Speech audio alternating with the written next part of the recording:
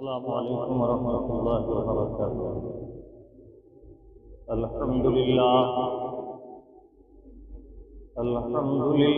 الذی ابدع الافلاک والارضین، والصلاة والسلام علی من کان نبیا وآدم بین الماء والطین،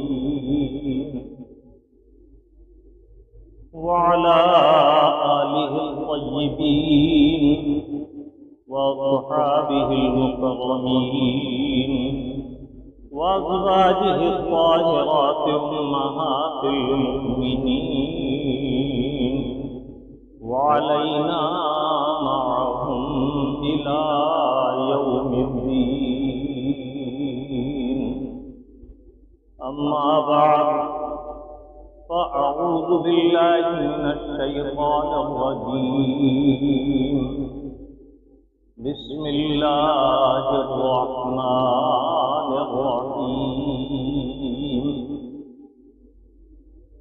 إن أفضل بيت وضع للناس للذي ببكة مباركا وهدى للعالمين، فيه آيات بينات مقام إبراهيم، ومن دخله كان آمنا، ولله على الناس حج البيت من استطاع إليه سبيلا. صدق الله مولانا العظيم، وصدق رسوله النبي الأمين الكريم، ونحن على ذلك ما قال من الشاهدين والشاكرين، والحمد لله رب العالمين. سب سے پہلے آقا نامدار سید ابرار و اخیار، شہنشاہ ذی وقار، کائنات کی اولین فصل بہار، سرور سربراں، وجہ تخلیق کون و مکان، سیاح لامکان، سرکار این و آن، احمد مجتبی، روحی فدا محمد مصطفیٰ صلی اللہ تعالی علیہ وسلم کے دربار پرانوار میں درود پاک کی نظر محبت پیش کیجیے. صلی اللہ علیہ نبی الامی والہ صلی اللہ علیہ وسلم. صلاۃ و سلام علیک یا سیدی یا رسول اللہ، وعلی آلک و صحابک یا حبیب اللہ. ایک مرتبہ اور والہانہ انداز میں دہرائیں. صلی اللہ علیہ نبی الامی والہ صلی اللہ علیہ وسلم. صلاۃ و سلام علیک یا سیدی یا رسول اللہ، صلاۃ و سلام علیک یا حبیب اللہ. وصف کیا لکھے کوئی اس محبت انوار کا، وصف کیا لکھے کوئی اس محبت انوار کا، مہر و ماہ میں جلوہ ہے جس چاند سے رخسار کا. بٹتا ہے کونین میں باڑا اسی سرکار کا، بٹتا ہے کونین میں باڑا اسی سرکار کا، آتے ہیں سبزاد و عالم بس اسی دربار کا. حبیبی یا رسول اللہ، یہ دل کس کا، یہ جان کس کی، سبھی کے وہی مالک ہیں، دونوں عالم پر ہے قبضہ احمد مختار کا. حبیبی یا رسول اللہ، وقت والے تیری شوکت کا علو کیا جانے، اس رباش پہ اڑتا ہے پریرا تیرا. درود پاک پھر دہرائیں. صلی اللہ علیہ نبی الامی والہ صلی اللہ علیہ وسلم. صلاۃ و سلام علیک یا سیدی یا رسول اللہ، وعلی آلک و اصحابک یا حبیب اللہ. یہ ماہ مبارک شوال المکرم کا باوقار مہینہ ہے. اللہ رب العزت قرآن کریم فرقان حمید میں ارشاد فرماتا ہے، الحج اشہر معلومات، حج کے مہینے مشہور اور معلوم ہیں. حج کے مہینے کون سے ہیں؟ شوال، ذی قعدہ، ذی الحجہ. ان مہینوں میں جو پہلے 2 مہینے ہیں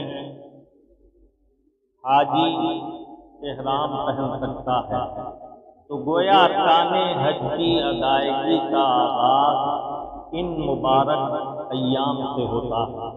دور دراز سے زمانہ قدیم میں جو لوگ پیدل چل کر آتے تھے، جن کا سفر 2 ماہ سے بھی زیادہ کا ہوتا تھا، اور وہ حج افراد کرنے کی نیت رکھتے یا حج قران کا ارادہ کرتے تو احرام شوال ہی سے پہنتے تھے۔ اللہ رب العزت قرآن کریم فرقان حمید میں ان اشہر حج کا ذکر فرماتے ہوئے ارشاد فرماتا الحج اشہر معلومات، معلوم ہوا کہ حج کے مہینے شروع ہو چکے ہیں۔ اسی کی مناسبت سے آج تقریر کا عنوان حج بیت اللہ کے تعلق سے شروع کیا۔ حج ایک محترم شان عبادت ہے، ارکان اسلام میں سے ایک عظیم رکن ہے۔ آقا نعمت صلی اللہ تعالی علیہ وسلم نے ارشاد فرمایا حج دین کے ستونوں میں سے ایک ستون ہے۔ اللہ کے پیارے حبیب صلی اللہ تعالی علیہ وسلم نے شوال المکرم یعنی اسی ماہ مبارک کے دوسرے جمعے میں خطاب فرمایا تو اللہ کے حبیب صلی اللہ تعالی علیہ وسلم نے ارشاد فرمایا قال رسول اللہ صلی اللہ تعالی علیہ وسلم یا ایھا الناس قد فرض اللہ علیکم الحج فحجوا وقام رجلا وقال اكل عام یا رسول اللہ فسكت رسول اللہ صلی اللہ تعالی علیہ وسلم حتى قال 3 مرات ثم قال رسول اللہ صلی اللہ تعالی علیہ وسلم لو قلت نعم فوجبت ولما استطعتم۔ سبحان اللہ۔ اللہ کے حبیب صلی اللہ تعالی علیہ وسلم نے اس مبارک مہینے کے جمعے میں خطاب فرمایا تو ارشاد فرمایا اے لوگوں تم پر اللہ تعالی عز و جل نے حج فرض کیا ہے تو تم حج کرو۔ ابھی اللہ کے حبیب نے اتنا ہی ارشاد فرمایا تھا کہ ایک شخص کھڑے ہو گئے اور عرض کیا یا رسول اللہ کیا ہر سال حج کریں؟ اس سوال کی چند وجوہ ہو سکتی ہیں۔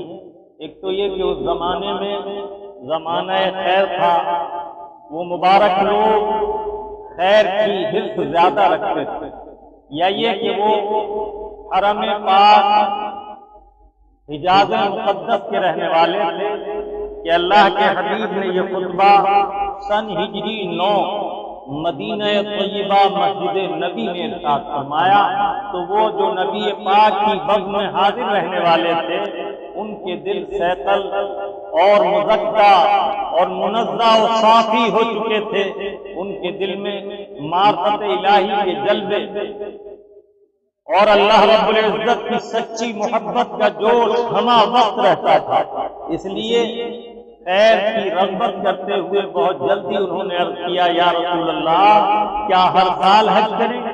کہ وہاں کے مقامی لوگوں کو تو ہر سال حج کرنا آسان ہے، لیکن اللہ کے حبیب صلی اللہ تعالی علیہ وسلم نے سکوت فرمایا، یہاں تک کہ سائل نے اپنا سوال 3 بار دہرایا۔ میرے آقا صلی اللہ تعالی علیہ وسلم نے اس کے بعد ارشاد فرمایا لو قلت نعم فوجبت ولما استطعتم، اگر میں یہ کہہ دیتا کہ ہاں ہر سال حج کرو تو تم پر ہر سال حج کرنا فرض ہو جاتا اور تم اس کی طاقت نہیں رکھتے۔ اس حدیث طیبہ سے جہاں اللہ کے حبیب کی حج کی فرضیت کا اعلان کرنے کا اظہار ہوا، وہاں یہ بھی معلوم ہوا کہ زبان پاک مصطفیٰ قانون ساز ہے، ان کی کنجی ہے، جو میرے آقا فرما دیتے ہیں وہ ہو جاتا ہے۔ اللہ تعالیٰ نے انہیں مختار بنا کر بھیجا ہے، قانون ساز نبی بنا کر بھیجا ہے، کمزور اور مجبور بنا کر نہیں بھیجا۔ تو میرے آقا نے فرمایا اگر میں ہاں کہہ دیتا تو ہر سال حج کرنا فرض ہو جاتا اور تم اس کی طاقت نہ رکھتے۔ فقط اشارے پہ کل کی نجات ہو کے رہی، فقط اشارے پہ کل کی نجات ہو کے رہی، تمہارے منہ سے جو نکلی وہ بات ہو کے رہی، جو شب کو کہہ دیا دن ہے تو دن نکل آیا، جو دن کو کہہ دیا شب ہے تو رات ہو کے رہی۔ اور سیدی اعلیٰ حضرت امام اہل سنت فرماتے ہیں وہ زبان جس کو سب ان کی کنجی کہیں، وہ زبان جس کو سب ان کی کنجی کہیں، اس کی نافذ حکومت پہ لاکھوں سلام۔ اب میرے آقا آگے ارشاد فرماتے ہیں اگر میں تم سے ہاں کہہ دیتا تو ہر سال حج فرض ہو جاتا اور تم اس کی استطاعت نہیں رکھتے۔ معلوم ہوا میرے آقا بڑے کریم ہیں، بڑے رحیم ہیں، بڑے رحمت والے، بڑی رافت والے ہیں کہ ان کے مولا عز و جل نے انہیں ارشاد فرمایا وَبِالْمُؤْمِنِينَ رَءُوفٌ رَحِيمٌ کہ یہ مومنین کے لیے بہت زیادہ رافت اور مہربانی فرمانے والے ہیں۔ میرے آقا جانتے تھے اگر ہاں کہہ دیا تو ہر سال فرض ہو جائے گا اور یہ اس کی طاقت نہیں رکھتے۔ سبحان اللہ۔ اب میرے آقا نے ارشاد فرمایا کثرت سوال سے بچو، یہ نصیحت ہے۔ پچھلی امتیں اپنے نبیوں سے کثرت سوال کی وجہ سے ہلاک کر دی گئی۔ جو میں حکم دوں جس قدر استطاعت رکھتے ہو اسے بجا لاؤ اور جس سے میں منع کروں اس سے رک جاؤ۔ پیارے آقا صلی اللہ تعالی علیہ وسلم کی حدیث طیبہ کا حصہ جس کا ترجمہ میں نے آخر میں ذکر کیا، اس سے اس قدر قریب ہے کہ ان کے مولا عز و جل نے ارشاد فرمایا ما آتاکم الرسول فخذوہ، یہ نبی پاک جو تمہیں حکم دیں اسے لے لو، وما نہاکم عنہ فانتہوا، اور جس سے یہ منع فرما دیں اس سے رک جاؤ۔ اللہ رب العزت نے قرآن کریم فرقان حمید میں ارشاد فرمایا ان اول بیت وضع للناس للذی ببکہ، سب سے پہلا گھر جو ہم نے لوگوں کی ہدایت کے لیے بنایا وہ مکہ مکرمہ میں ہے۔ ان اول بیت وضع للناس للذی ببکہ مبارکا وہدی للعالمین، سب سے پہلا گھر جو لوگوں کے لیے بنایا گیا وہ مکہ مکرمہ میں ہے، برکت والا، اس میں لوگوں کے لیے ہدایت ہے۔ فیہ آیات بینات، اس میں ہماری کھلی ہوئی نشانیاں ہیں۔ آیت واحد ہے اور آیات جمع، ایک نشانی کو آیت کہتے ہیں اور بہت ساری نشانیوں کو آیات۔ فیہ آیات بینات، اس میں ہماری کھلی ہوئی واضح نشانیاں ہیں، واضح آیات ہیں۔ مقام ابراہیم، انہی میں مقام ابراہیم بھی ہے۔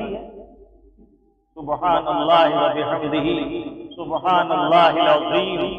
اللہ رب العزت نے اس آیت طیبہ میں بیت اللہ کا ذکر فرمایا اور اس میں اپنی ہدایت اور اپنی آیات اور برکات کا ذکر فرمایا۔ کچھ دیر اس آیت طیبہ سے اقتصاد بحث کریں گے۔ اللہ رب العزت حق کہنے، حق سننے اور استقامت کے ساتھ حق پر عمل کرنے کی توفیق عطا فرمائے۔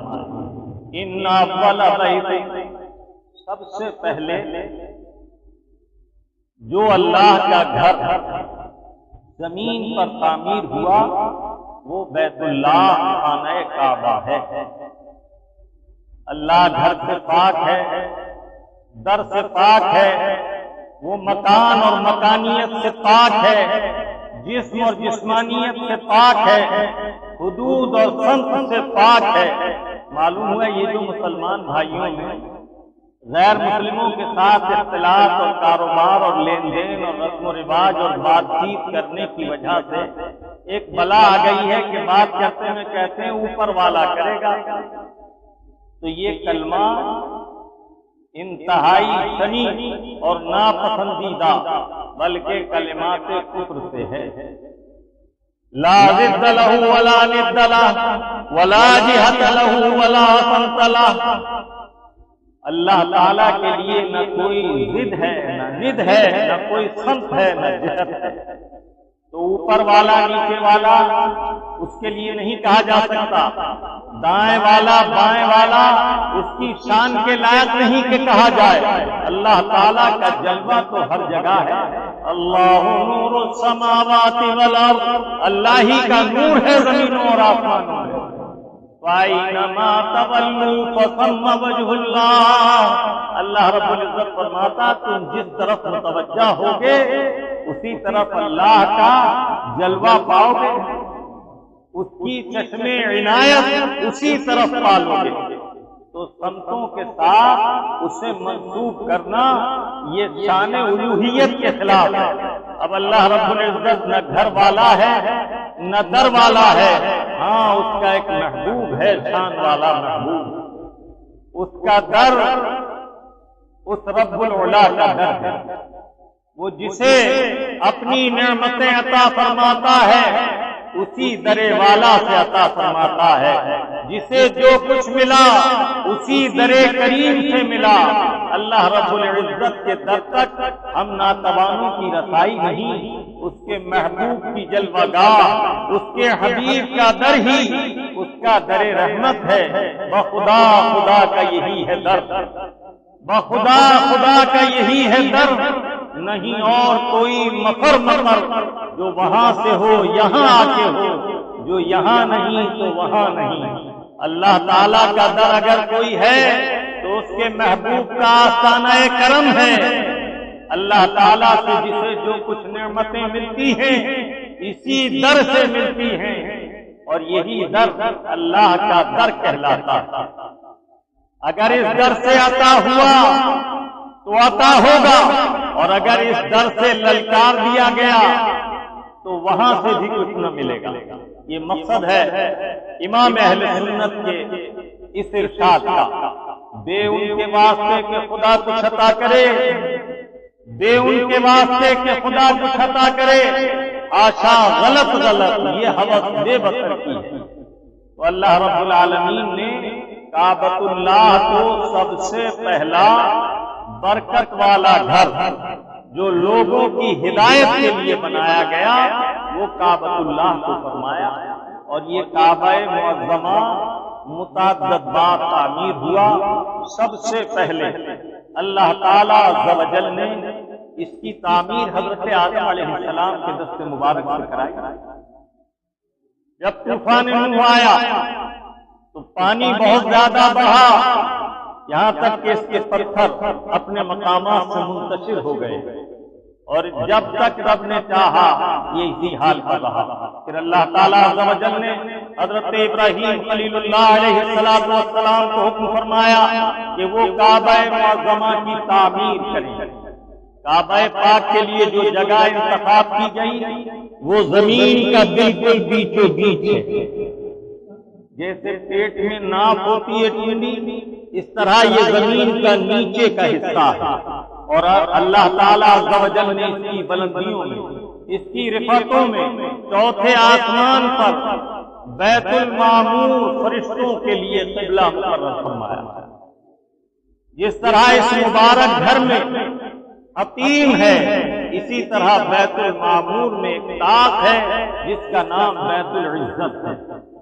کعبہ اس عبارت مربع کا نام نہیں، اس چوکھوٹی عبارت ہی کو کعبہ، عمارت ہی کو کعبہ نہیں کہتے جو پتھروں سے بنائی گئی ہے، بلکہ زمین سے لے کر عرش الہی کی رفعتوں تک یہ حصہ، یہ خطہ ارض کعبے کا حکم رکھتا ہے، اور اس کے محاذ میں چاروں طرف بیچ کا حصہ عرش اعظم کی رفعتوں تک، اس کی اوپر کی فضا سب کعبے ہی کا حکم رکھتی ہے۔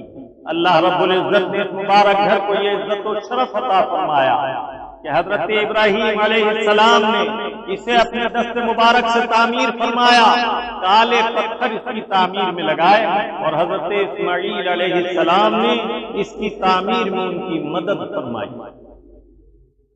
حضرت سلیمان علیہ السلام نے بیت المقدس کی تعمیر فرمائی، لیکن بیت المقدس کی تعمیر کعبہ مبارک کی تعمیر کے بعد ہے، اور اس اعتبار سے کہ بیت المقدس قدیم زمانے میں قبلہ مقرر کیا گیا تھا، اور سرکار کی تشریف آوری کے بعد ہی میرے آقا نے 17 مہینے تک بیت المقدس کی طرف رخ کر کے نماز ادا کی، لیکن قلب پاک مصطفیٰ میں یہ خیال بار بار آتا تھا، کاش اللہ رب العزت کعبہ معظمہ کو قبلہ نماز مقرر فرما دے۔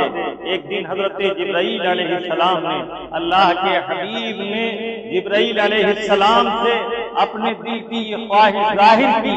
حضرت جبرائیل علیہ السلام نے عرض کیا، یا رسول اللہ، آپ کا رب عز و جل آپ کی رضا کے مطابق آپ پر کرم فرماتا ہے، آپ اپنے رب کی بارگاہ میں عرض کریں، میرے آقا صلی اللہ تعالی علیہ وسلم کعبہ معظمہ کے قبلہ بنانے کے سلسلے میں بار بار اپنا چہرہ مبارک آسمان کی طرف اٹھاتے اور پھر نظریں جھکا لیتے، یہاں تک کہ اللہ تعالیٰ عز و جل نے اپنے حبیب پر وحی نازل فرمائی، قد نرا تقلب وجهك في السماء فلنولينك قبلة ترضاها۔ اے محبوب، ہم آپ کا بار بار چہرہ مبارک اٹھا کر دیکھنا، آسمان کی طرف ملاحظہ کر رہے ہیں، ان قریب ہم کعبے کو آپ کے لیے قبلہ مقرر کر دیں گے۔ پھر میرے رب عز و جل نے وحی نازل فرمائی، اے اس وقت جب اللہ کے حبیب مسجد قبلتین میں نماز عصر کی نماز پڑھا رہے تھے، عصر کی نماز کا وقت تھا، سرکار کسی ضرورت سے وہاں تشریف لے گئے تھے، عصر کا وقت ہوا تو مسجد قبلتین میں اللہ کے حبیب نے نماز ادا کی۔ دوران نماز حکم آیا، فولی وجہک شطر المسجد الحرام، اے محبوب اسی حالت میں اپنا چہرہ پاک مسجد حرام کی طرف پھیر لے۔ اسی لیے میں عرض کرتا ہوں کہ کعبہ معظمہ کو قبلہ نماز بنایا تو نبی رحمت آقا نعمت صلی اللہ تعالی علیہ وسلم کی چشم کرم نے اللہ رب العالمین اپنے محبوب کا دل میلا نہیں فرماتا۔ کلہم یطلبون رضائی وانا اطلب رضاک یا محمد، حدیث قدسی ہے، اے محبوب سب میری رضا چاہتے ہیں، لیکن میں آپ کی رضا کو ترجیح دیتا ہوں، میں آپ کی رضا چاہتا ہوں۔ جبھی تو امام اہل سنت عظیم البرکت علیہ رحمت فرماتے ہیں، خدا کی رضا چاہتے ہیں دو عالم، خدا چاہتا ہے رضائے محمد۔ اللہ تعالیٰ عز و جل نے اسے قبلہ صلاۃ مقرر کیا، میرے آقا حالت نماز ہی میں پھر گئے۔ بیت المقدس مسجد قبلتین میں بالکل محراب کے محاذی جانب میں تھا، گویا یوں سمجھیے کہ اس وقت جس طرح میری پیٹھ کعبہ معظمہ کی طرف اور میرا چہرہ دروازے کی طرف ہے، تو بالکل اسی طرح بیت المقدس مسجد قبلتین میں اسی طرح واقع ہے۔ آج بھی اس کی محراب کا نشان باقی رکھا گیا ہے۔ حرم پاک کے زائرین جب مدینہ طیبہ جاتے ہیں تو اس مبارک مسجد کی زیارت کے لیے جاتے، دوگانہ نماز ادا کرتے اور دونوں قبلوں کی جانب میں محراب کے نشانات کو خود دیکھتے ہیں۔ اللہ رب العزت عز و جل نے اپنے کمال کرم سے کعبہ معظمہ کو قبلہ نماز مقرر فرمایا، تو گویا قبلہ حاجات اللہ کے حبیب ہیں اور قبلہ نماز بیت اللہ شریف ہے کہ اللہ تعالیٰ عز و جل نے ان کی برکت سے کعبے کو یہ شرف عطا فرمایا۔ حضرت ابراہیم علیہ السلام جب کعبہ معظمہ کی تعمیر فرما رہے تھے تو حضرت اسماعیل علیہ السلام پتھر دیتے تھے اور اس کے چننے کے لیے مسالہ دیتے تھے۔ جب دیوار کی بلند ہوئی کہ اب ان کا دست مبارک حضرت ابراہیم علیہ السلام کے ہاتھ تک نہ جاتا تھا، تو اللہ کے حبیب صلی اللہ تعالی علیہ وسلم نے حدیث طیبہ میں فرمایا کہ اس وقت ابراہیم علیہ السلام نے حکم فرمایا کہ یہ پتھر مقام ابراہیم یہاں رکھ لو اور اس پر کھڑے ہو کر ہمیں گارا دو، پتھر دو۔ آپ نے وہ پتھر اٹھا کر وہاں رکھ لیا۔ یہ پتھر آج بھی مقام ابراہیم کے نام سے کعبہ شریف کے دروازے کے سامنے بلور شیشے میں ایک انتہائی خوبصورت سنہرے گنبد میں نصب کیا ہوا، اس پر ان کے قدم مبارک کے دونوں نشان ہیں، بالکل اس طرح جیسے گیلی مٹی پر قدم کا نشان آ جاتا ہے۔ حضرت ابراہیم علیہ السلام جب حکم فرماتے ہیں وہ اس پر کھڑے ہو کر گارا دیتے ہیں، جب آپ اوپر کی طرف توجہ کرتے ہیں تو یہ لفٹ کی طرح بلند ہو جاتا ہے، اور جب نیچے متوجہ ہوتے ہیں تو یہ لفٹ کی طرح نیچا ہو جاتا ہے۔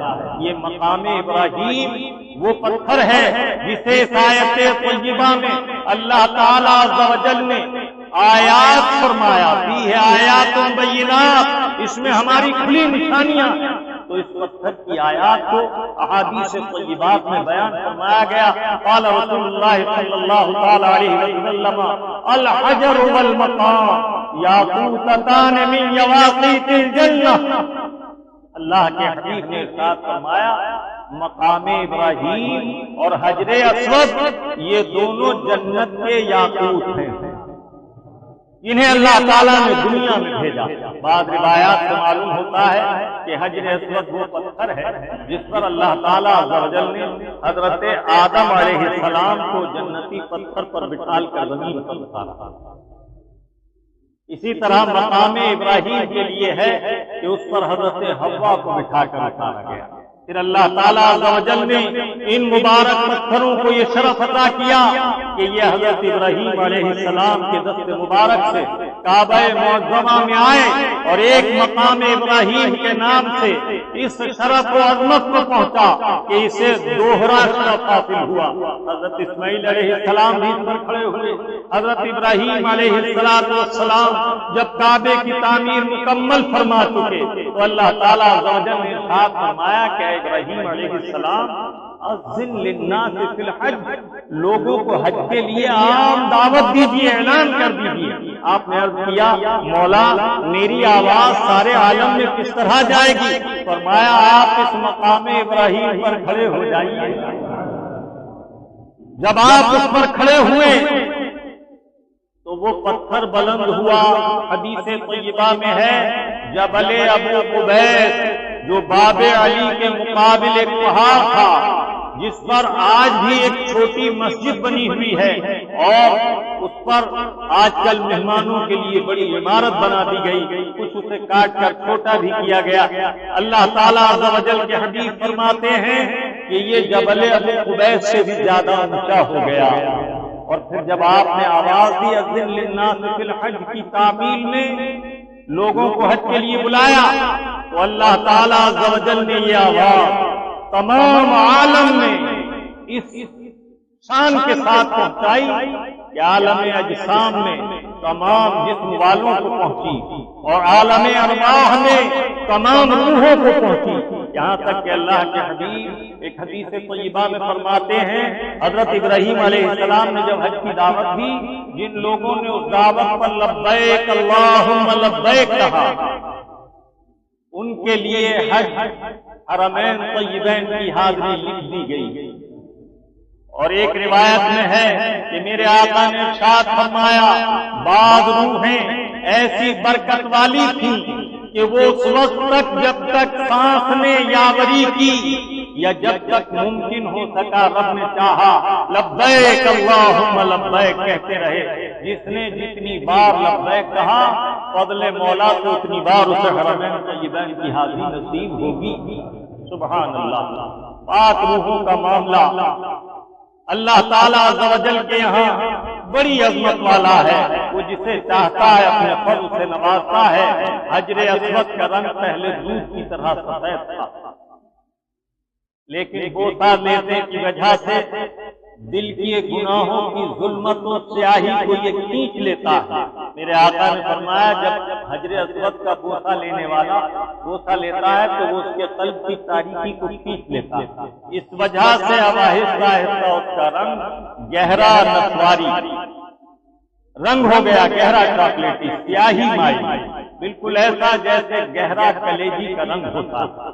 میرے آقا فرماتے ہیں یہ جنتی یاقوت ہے، یہ ایمان والوں کے ایمان، نفاق والوں کے نفاق، کفر والوں کے کفر، حج والوں کے حج، عمرے والوں کے عمرے اور اذکار والوں کے اذکار کا گواہ ہو کر قیامت میں اس حال میں آئے گا کہ اس کی زبان ہوگی، دو آنکھیں ہوں گی، منہ ہوگا، اور یہ اللہ کے حکم سے گواہی دے گا۔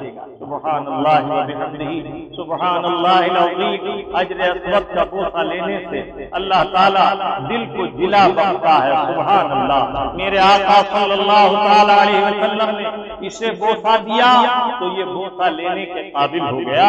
ساری کائنات اب اس کا بوسہ لیتی ہے۔ یہاں ایک بات ان اہل گہلے عقل کے ماروں کے بارے میں بھی عرض کر دوں، حجر اسود کو یہ بھی بڑے شوق سے بوسہ دیتے ہیں۔ میں پوچھتا ہوں کہ یہ بوسہ دینا سنت مصطفیٰ ہے؟ اب تم یہاں شرک کے فتوے لگاتے ہو، اب تم نے جو یہ پتھر چوما تو کیوں چوما؟ جواب ہوگا رسول اللہ کی سنت، یا جواب ہوگا کہ جنتی پتھر، جنتی یاقوت۔ تو میں کہتا ہوں جب جنتی حجر کو چومنا جائز ہے خاص خانہ خدا میں، تو جنتی بشر کو چومنا کیسے حرام ہو جائے گا؟ بتاؤ، اتنی عقل سے تو سوچو۔ اللہ کی ایک مخلوق حجر ہے، ایک مخلوق بشر ہے، انسان۔ جب حجر کو چومنا جسے پوجا جاتا ہے، یہ دین پوجتے نہیں، حنوت پوجتے ہیں، جسے پوجا جاتا ہے خاص خانہ خدا میں، اسے چومنا شرک یا حرام نہیں بلکہ باعث خیر و برکت ہے۔ تو جنتی بشر کو چومنا، کسی عالم صالح کے، کسی اللہ کے ولی کے دست و پا کا چومنا، یا کسی دیوانے کا محبت میں مزار شریف کا جھک کر بوسہ لے لینا، یہ کیسے حرام و ناجائز یا شرک ہو جائے گا؟ ہاں، حنفی فقہ میں مزارات کی حاضری کا ادب، اور ہمارے امام اہل سنت نے مزارات پر حاضر ہونے کا ادب یہ بتایا، جس قدر صاحب مزار سے زندگی میں قریب ہو اتنا ہی بعد وصال مزار کے قریب جاؤ۔ زندگی میں اگر ان کا قرب نہ ملا تو مزار شریف سے 4 ہاتھ کے فاصلے پر رہو، مؤدب دست بستہ کھڑے ہو کر قرآن کریم کی تلاوت کرو، الحمد شریف، سورہ اخلاص پڑھو، درود شریف پڑھو، اس کے بعد اس کا ثواب تمام اللہ کے حبیب کی وساطت سے، حضور کے توسل سے حضور کو بخشو، تمام انبیاء کرام کو، تمام صحابہ کرام، اہل بیت پاک، ازواج مطہرات، اور اس کے بعد تمام اولیاء کاملین، بالخصوص صاحب مزار، مومنین و مومنات کو اس کا ثواب بخش دو۔ تو یہ ادب تعلیم فرمایا۔ اسی طرح فرمایا کہ اپنے بارے میں یہ خیال کرو کہاں ہم گناہگار بندے اور یہ کہاں اللہ کا محبوب مقرب بندہ۔ یہ اس مزار میں آرام فرما ہے، ہم ان کے لیے خلل کا باعث نہ ہوں، یہ اپنے مولا کے جلووں میں گم ہیں۔ بے وجہ مزار سے نہ لپٹو چپٹو کہ تم گناہگار ہو اور یہ اللہ کے محبوب بندے ہیں، تم ان سے لپٹتے ہو، یہ ہاتھ قابل کہاں؟ لیکن اس لیے نہیں کہ چومنا شرک ہے۔ اگر کسی دیوانے نے خواجہ کی محبت میں ان کے مزار کو چوم لیا تو میں اگر حساب لوں کہ تم خلوت و جلوت میں کیا کیا چومتے ہو تو کیا بتا سکتے ہو؟ کبھی سوچتے ہو کہ کیا چومنا جائز ہے، کیا ناجائز ہے؟ مجھے یاد ہے ضروری مسجد میں عمارات میں میں نے تقریر کی، ایک عالم صاحب اور بھی سے کچھ لوگ دستبوسی کرنے لگے، ایک بد مذہب وہاں موجود تھا، اس نے کہا مولانا اس شرک سے نہیں روکتے۔ میں نے اس کا ہاتھ پکڑا، کہا کیا ہے شرک؟ کہا یہ چومنا۔ میں نے کہا تو خدا کو چوم سکتا ہے؟ کہا نہیں۔ تو میں نے کہا یہ تو رد شرک ہے، اور میں نے کہا کہ خلوت اور جلوت کا حکم ایک ہے، یہ جداگانہ۔ اب تم حساب دو تم نے کیا کیا چوما ہے۔ تو ہاتھ چھوانے لگا، سلی ایسے کہہ کے ہاتھ چھوا کے چل دیا۔ ان لوگوں کا دین ایسا ناقص ہے، خدا جب دین لیتا ہے تو عقل یقین لیتا ہے۔ یہ ضمناً چند باتیں میں نے اس لیے عرض کر دی کہ ہر ایک کو مت سنو، نیٹ پر تقریریں سب کی سن رہے ہو، کل فشار میں پڑھ رہے ہو، ارے جو باتیں عقل سلیم سمجھا دیتی ہے اس میں بھی بہکتے اور دھوکے کھاتے ہو۔ یہ باتیں میں نے اس لیے عرض کی کہ اگر پتھر کا چومنا حرام ہوتا تو حجر اسود کا بوسہ نہ ہوتا، رکن یمانی کا بوسہ نہ ہوتا۔ یہ بوسہ دینا یہ بتا رہا ہے کہ خاص خانہ خدا حرم مقدس میں جب پتھر کو چوما جا سکتا ہے تو جنتی حجر چوم سکتے ہو، تو جنتی بشر کو اگر کسی نے چوم لیا تو اس پر کفر و شرک کا فتویٰ نہ لگاؤ، اسے حرام نہ بتاؤ۔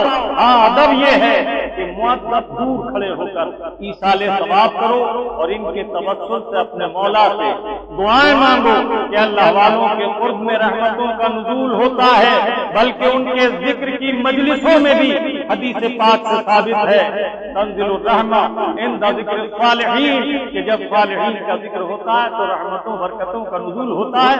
اللہ تعالیٰ سے ان کے توسل سے دعائیں مانگو۔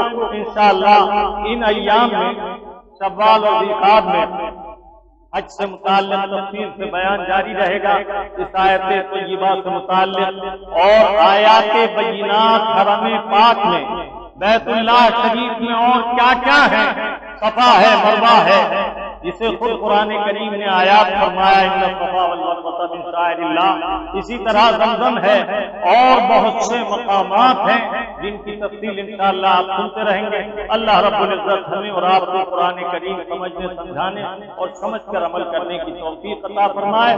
وما علینا الا البلاغ۔